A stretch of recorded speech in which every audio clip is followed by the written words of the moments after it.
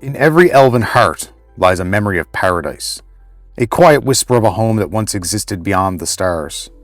To understand Evermeet, we have to begin before elves ever walked upon Toril. Long before the island rose from the sea, the Elves of Arvandor gazed across the plains and dreamed of a sanctuary, a place free from war, free from corruption, and free from the turmoil of the mortal world. A place where the children of Corellon could live in harmony with magic, nature, and peace. Elven history preserves two truths about the island's birth, a mythic truth and a historical truth. Elven legend recorded in Elves of Evermeet teaches that the Seldarine dreamed of a sanctuary for their children. Corellon the Rathian, Sehanine Mumbo, Labelis Enerath, and the rest of the pantheon shaped an island of extraordinary beauty, a reflection of Arvandor itself. Its forests grew from Corellon's tears, its waves were formed from Sehanine's sighs, and the starlight that dances on its shores is said to be Hanali Celanil's laughter, captured forever. In this mythic truth, Evermeet is a divine gift, an ideal paradise crafted by the gods. But Evermeet, Island of Elves, reveals a deeper, mortal truth. When the first elves arrived on Toril, they longed to recreate the paradise that they had left behind. To do this, the High Mages performed a ritual of unimaginable power, using Elven High Magic. This ancient art, older than the weave itself, required a circle of elves to harmonize their life force, their will, and their song, to reshape reality itself. Their goal was to pull a fragment of Arvandor into the material plane, to create a perfect island. The results were cataclysmic. Seas rose, continents shifted, mountains sank. The face of Toril was torn apart. This global upheaval became known as the First Sundering. The ritual was perilous, and the spell neared completion. It overwhelmed the High Mages. Most perished in a flash of arcane energy, and the ritual teetered on the brink of failure. At that moment, the Seldarine intervened. Corellon the Rathian and the other gods lent their power to stabilize the spell. With their support, Evermeet coalesced, rising from the ocean like a jewel of crystal cliffs, marble structures, and forested hills. Only one of the original High Mages survived. That survivor became the first guardian of this new land. Evermeet is both divine and mortal, a paradise dreamed by the gods and forged by elven hands through their greatest magical art. It exists partly in Toril and partly in Arvandor. Its forests hum with divine echoes, its rivers shimmer with the memory of high magic, and its mists, woven by Sehanine Mumbo, hide it from mortal eyes. To the elves, Evermeet is a sanctuary, shielded from the wars of the wider world. It's a testament of magic, proof of the elves' mastery of high magic, and a sacred responsibility, a home whose survival depends on the vigilance of its people. Evermeet had been born, not only as a homeland, but as proof that elves could touch eternity through both faith and power. When Evermeet rose from the depths of the sea, it emerged as a land of impossible beauty, a sanctuary waiting for the children of Corellon. But who were these first elves, and how did they shape the land into the home worthy of their dreams? The first elves were not born on Toril. They were the Tel'Qussar, the children of Corellon, who had lived in realms closer to the divine. Gifted with long life, radiant beauty, and a natural affinity for magic, they sought out the new land. The sources offer two canonical accounts of their arrival. The first is mythic. The Seldarine parted the seas and calmed the winds. Sacred flotillas carried the elves to Evermeet's golden beaches, as if stepping into a dream. The second is historical. Guided by visions of paradise and the lingering power of Arvandor, the elves used Elven High Magic to reach the newly formed island. Both truths coexist, divine guidance and elven initiative, intertwined to bring the first children home. If Evermeet is the final sanctuary, then its capital, Luthilspar, is the beating heart. This greatest of surviving elven cities lies on the east coast, nestled amid the lush greenery where the river Argilith meets the sea. It is a living architectural miracle. The skyline is defined by delicate towers of glass and alabaster, and domes of precious stones, all glittering with a gem-like quality under the sun. Luthilspar rivals the greatness and beauty even of the legendary lost city of Myth Drannor, standing as the supreme achievement of elven civilization. The true wonder of Luthilspar lies in its construction. The city is not merely built, it is literally grown using Elven High Magic. Master artisans transform natural materials into seamless, incredibly strong constructs. Vast mansions and structures are literally grown from the very earth, composed of growing trees and plants, ensuring perfect harmony with the island's natural magic. Even its stone structures are picturesque and graceful, crafted from a single piece of stone for strength.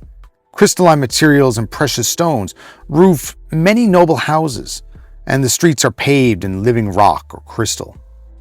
It was the home of Queen Amneral, who dwelled in seclusion in the gleaming white palace above the city, and the capital.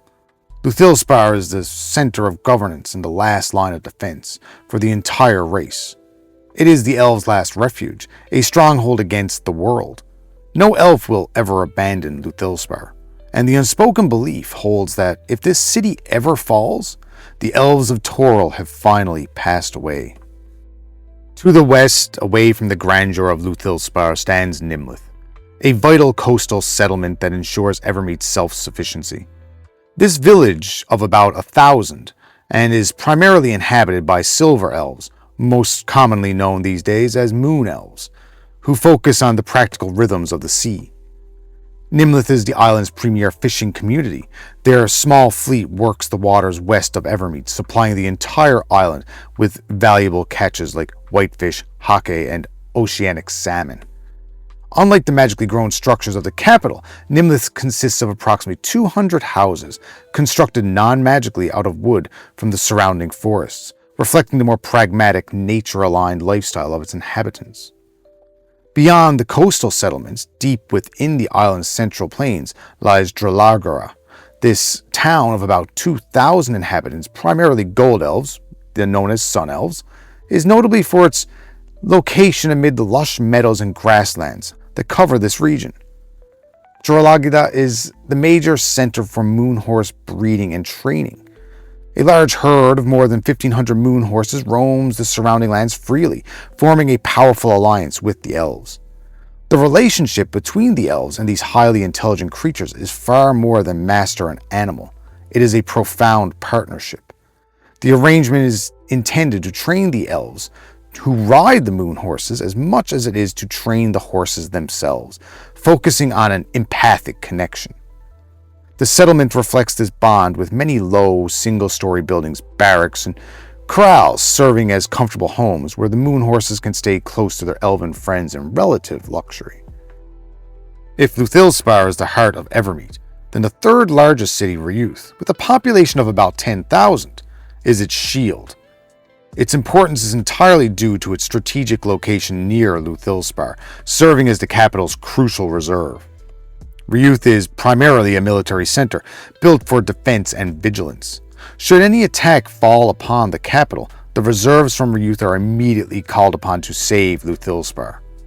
The city houses numerous elven military units, including the highly specialized Queen's Unicorn and Pegasus riders. Several large elven vessels also use Ruith for their base for patrols and military excursions. Ruith is exceptionally well defended. It is surrounded by a 30-foot wall magically raised from the bedrock. The central fortress, Lightspear Keep, is the largest and strongest purely military fortress on Evermeet, magically crafted from living rock. Taltempla, the second largest settlement on Evermeet, is known universally as the City of Magic. Reflecting this focus, a large portion of its inhabitants are mages, alongside numerous priests and holy sites dedicated to the Seldarine. It is a masterpiece of magical artistry and natural harmony. The entire city is crafted from white and green marble, much of it actually conjured from deep beneath the ground and shaped by magic. There are very few straight lines in Taltempla, as all structures were intentionally created to appear as natural formations. The city is full of parks, shrines, and groves for worship or meditation, instilling a profound sense of peace and harmony throughout the settlement. Located in the northern reaches of the island, Elion is the final of the major coastal settlements here. This town, home to about 1,500 sun and moon elves, is another important fishing village, sharing its function with Nimlith. The Elves of Elion are notable for their tendency towards isolationism. While they serve the crown faithfully, they take little part in Evermeet's day-to-day political or administrative affairs. Unlike most major settlements led by appointed nobles or powerful mages, Elion is governed by an elected council. This council focuses on local administration, settling disputes between fisherfolk, and keeping the town in good order. At the rough geographical center of the island lies Taltempla, a lush, verdant valley that is the epitome of Evermeet's natural beauty. The valley is centrally located, formed between the Eagle and Silver Hills by the winding river Argilith. Taltempla is home to the estates of several prominent sun and moon elf noble houses featuring lush grasslands, vineyards, and farms. The region is frequently visited by the island's blessed wildlife, including moon horses, deer, and elk, as well as sylvan races and the Caith She, the fairy cats. While the region is defined by its tranquility and fertility, its importance necessitates protection. The primary approach to the valley is guarded by a keep known as Evermeet-The, which translates to the Watchful Fortress, underscoring the constant vigilance required even in paradise. Taltempla represents the ideal blending of elven nobility, agriculture, and untamed nature at the very heart of this eternal island. At the nexus of Evermeet's magic and faith lies Corellon's Grove. This is the most sacred place on the island, a sanctuary within the sanctuary. Located near the center, this is where Corellon the Rathian and the entire Seldarine's powers are said to be at their absolute peak. Many elves claim to have seen the father of the elves and other deities right here in the heart of the grove. The grove is protected by potent, living magic, a final layer of sacred defense. The surrounding trees magically weave their branches together, forming an impenetrable barrier to any outsider. These living guardians, sometimes joined by treants, open only for an elf approaching with a wish to worship the Seldarine. Entrance is granted through striking wrought iron gates twined year-round with ivy and blooming roses. This leads to a gleaming white marble pathway lined with tall, plain white marble columns, again covered in roses and ivy, a serene, majestic approach. Though the full Seldarine are worshipped here, the Grove's Sun Elf caretakers have been deliberately selective in their portrayal. Most of the elven gods are portrayed in graceful marble statues, as are the fairy deities Oberon and Titania, the king and queen of fairy. But the rogue gods, such as Erevan and Fenmarel, they are not portrayed. Nor are the gods specific to any of the different elven subraces, a point of controversy that highlights the Gold Elves' commitment to their own vision of tradition. The grove contains dedicated shrines, each acting as a magical conduit and granting unique, time-limited boons to the faithful. Simple, lovely fountains are evenly spaced around the shrine. Each acts as a different potion when drunk from, offering benefits like elixir of health, heroism, or even invulnerability, though only elves can partake, and only once per day, per fountain. At Sehanine's shrine, the moon goddess is portrayed as a beautiful elven maiden in flowing diaphanous robes. Individuals praying here have a cumulative chance per hour of falling into a deep sleep and receiving a prophetic dream from Sehanine, often providing a truthful answer to one pressing question. At Airdrie Faina's shrine, the statue portrays a tall, slim elven woman with graceful, feathery wings. Elves who pray here have a chance of being transformed into a giant eagle for several days, a unique gift of freedom and perspective. Hanali Celanil's shrine shows the goddess as a beautiful elven woman in a short tunic, wearing anklets and bracelets. She holds her arms out and smiles warmly. Those praying here have a chance of receiving a powerful philter of love, a delicate blessing from the goddess of passion.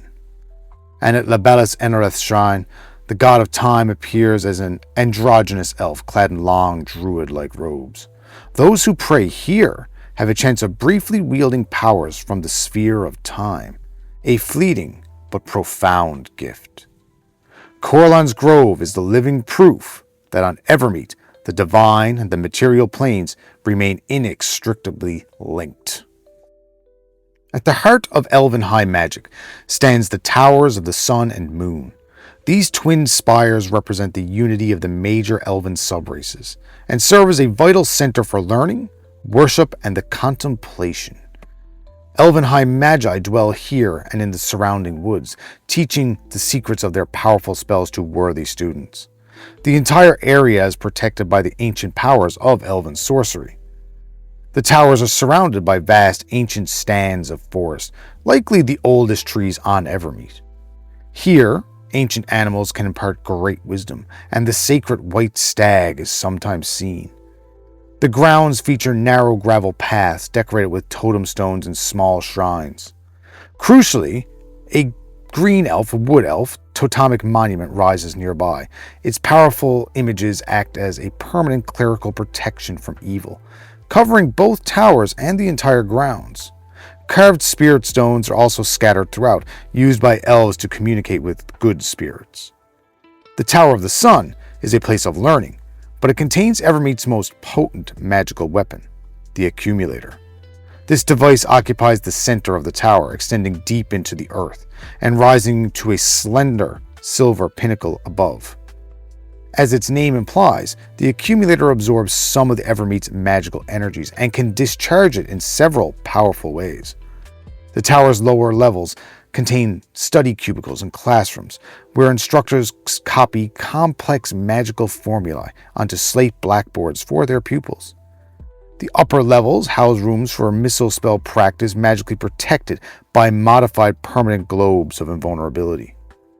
Level 4 contains the tower's library, holding thousands of books and display cases with valuable magical items held for safekeeping. These artifacts, including a Staff of Power, an antique cubic gate, and a Sword of Sharpness, can be deployed if the island is ever threatened. The topmost spire of the Accumulator, topped with a huge scintillating gem, is extremely dangerous for non-wizards, a testament to its raw, uncontained power. The Accumulator has devastating uses. It can be used to control the weather of Evermeet, create illusions, teleport any vessel within 100 miles, or inflict base damage of 50 D10 upon any enemy within 500 miles. The Tower of the Moon is dedicated primarily to the living quarters for the High Magi and Wizards. Its first level is open to the outside air, with colonnades, and is designed for sitting, eating, conversation, and reverie. This tower fosters the community and reflection necessary to balance the sheer magical power contained in its twin. 60 miles east of Evermeet lies Sumbrar, a lonely rocky island that serves as the final absolute defense of the realm. Sumbrar contains extensive tunnels, chambers, and barracks, and is home to nearly 1,000 elven warriors.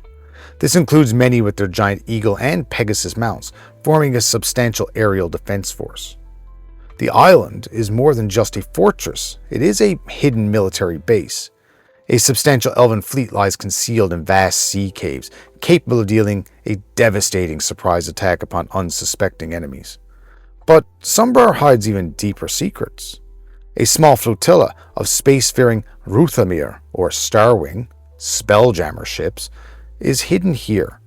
These are not for escape, but for use as a reserve of flying vessels, capable of attacking enemies from above. Far beneath Sumbrar, magically protected from harm or observation, lies the island's most ancient secrets. This is the resting place of the last 12 dragons of Evermeet, alongside several of their most ancient warriors. They are all currently in deep slumber, dreaming of the day they will finally be released, to join the Seldarine and Arvandor. These powerful allies are a last desperate reserve to be called into battle only when the island's need is truly the greatest. Sumbrar embodies the elven philosophy of defense, eternal vigilance, backed by forces of unimaginable secret power. And beyond the cities and fortresses lie the vast natural sanctuaries, where the original spirit of Evermeet remains untamed. This stretch of lush greenery is interrupted only by small streams and groves of evergreen or oak. The elves have deliberately left the far meadows for the sylvan races, away from their elven allies and the evils of the outside world. Centaurs, fauns, nymphs, fairy dragons, cathshi, pixies, and unicorns all live in this sanctuary.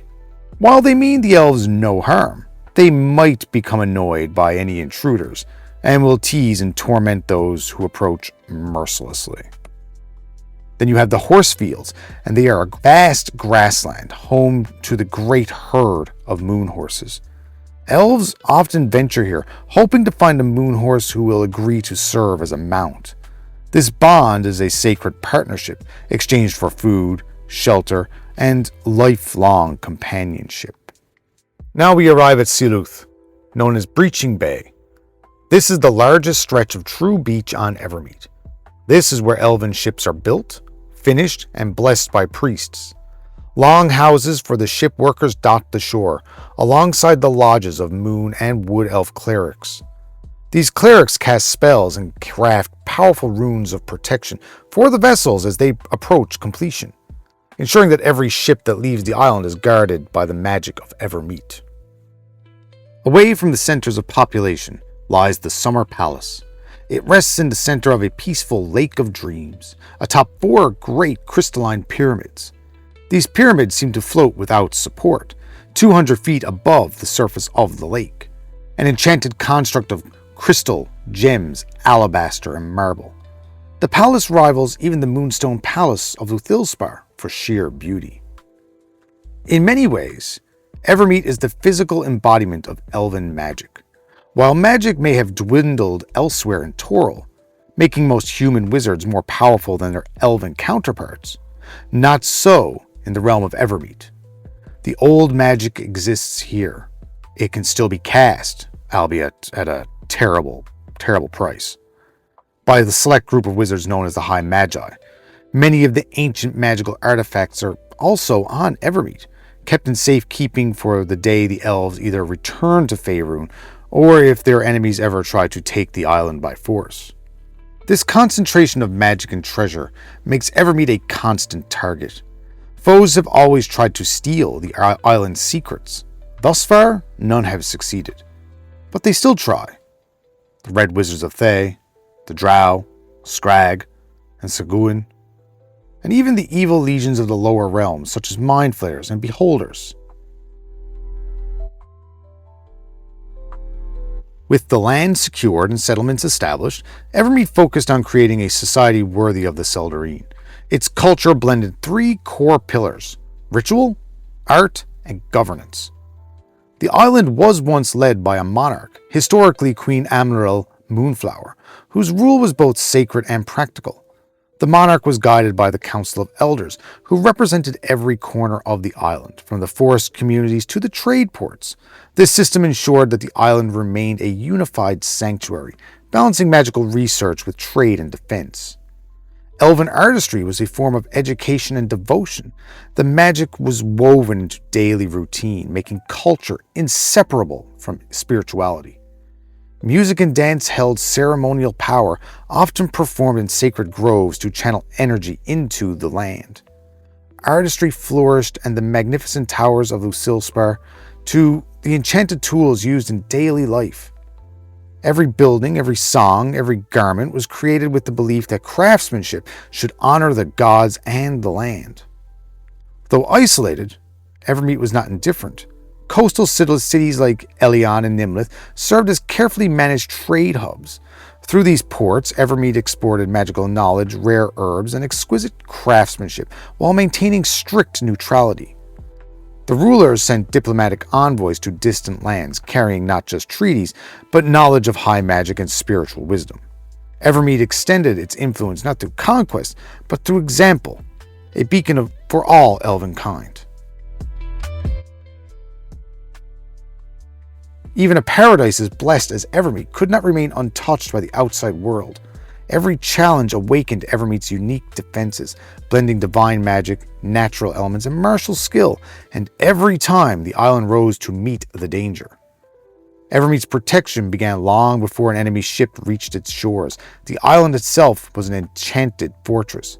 The mist of Sehanine, a near-permanent magical veil, shrouded the land, a sacred gift from Moonbow herself.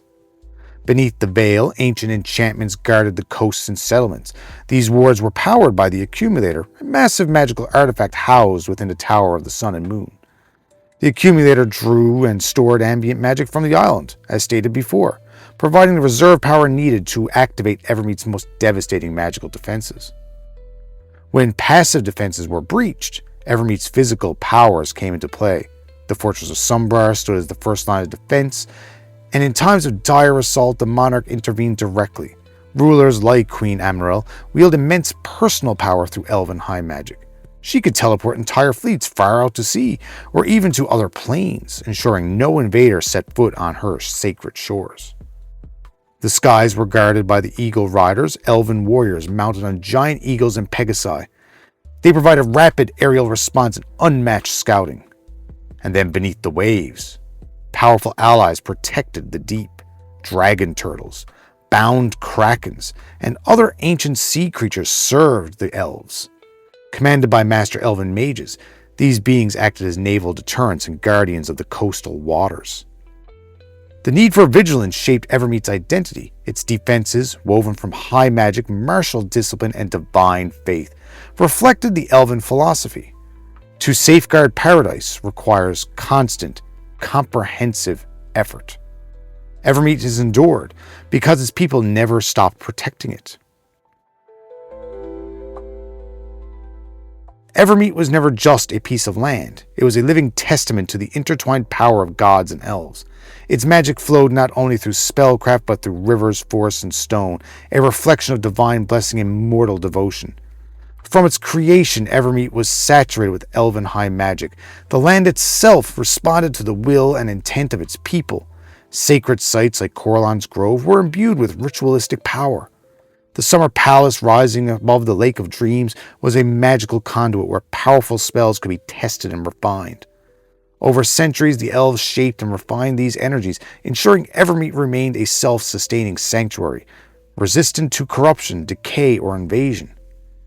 Evermeet was touched by the gods themselves. The Seldarine continued to watch over the island, sending visions, omens, and blessings. The mists that conceal Evermeet from mortal eyes. Every elf knew their home was both a gift and a responsibility. The divine presence was subtle, but undeniable. It gave the island a living soul, one that responded to both celebration and threat. High magic served not only beauty and learning, but protection. Enchantment shielded Evermeet from storms, scrying, and invasion. Ancient wards surrounded cities like Luthilspar and sacred groves across the island. These defenses were maintained by generations of spellcasters and strengthened whenever danger approached.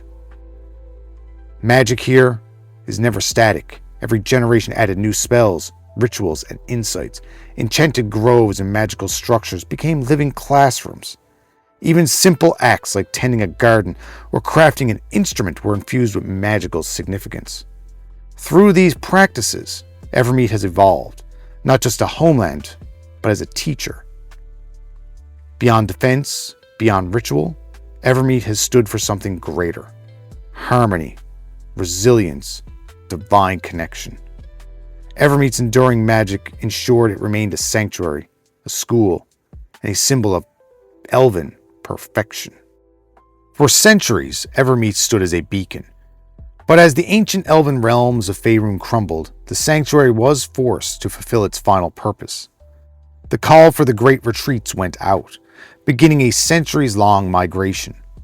Vast numbers of elves abandoned the mainland, seeking refuge on Evermeet. The influx was immense, testing the island's balanced ecosystem and straining the social structure with cultural shock. Luthilspar's libraries became a living archive, collecting all the salvaged knowledge and artifacts from the ruined kingdoms. The island's high magic was urgently directed towards magical preservation, ensuring Evermeet could sustain the greatly increased population without ecological disaster. Following the final waves of refugees, the council and the monarch made a monumental decision: definitive withdrawal. Master High Mages enacted a series of final unbreakable enchantments around the island, designed to deflect magical scrying and physical contact. The mists of Sehanine were amplified into a permanent magical barrier, ensuring Evermeet was entirely shielded from mortal eyes and the chaos of the mainland. This final act marked the true completion of the retreats, symbolizing the elves' conscious rejection of Faerûn's destructive circles. Evermeet remains, a final home defined by careful internal stewardship. It is the core of elven civilization, untouchable and serene, a promise made real. It endures as an unbroken hope, a constant beacon that the elven way of life can survive any adversary. Evermeet is the timeless heart of the elves, the Tel'Qussar, destined to remain the eternal refuge, for as long as the Seldarine watch over its shores. Thanks for watching, everybody. I deeply love Evermeet. We've used it a lot in my home campaigns. It's actually probably going to make an appearance in one currently coming up. I hope you enjoy. A lot of people do not know the ins and outs of Evermeet, because it has not really been covered for, well, a while, not properly anyway. So I hope you enjoy. I hope this was informative, and I hope you use it in your home games, because I love this place, and it is dangerous and a lot of fun. So until next time, this is James from the Dungeon Puffin. Like, hype, subscribe. Until next time, later guys.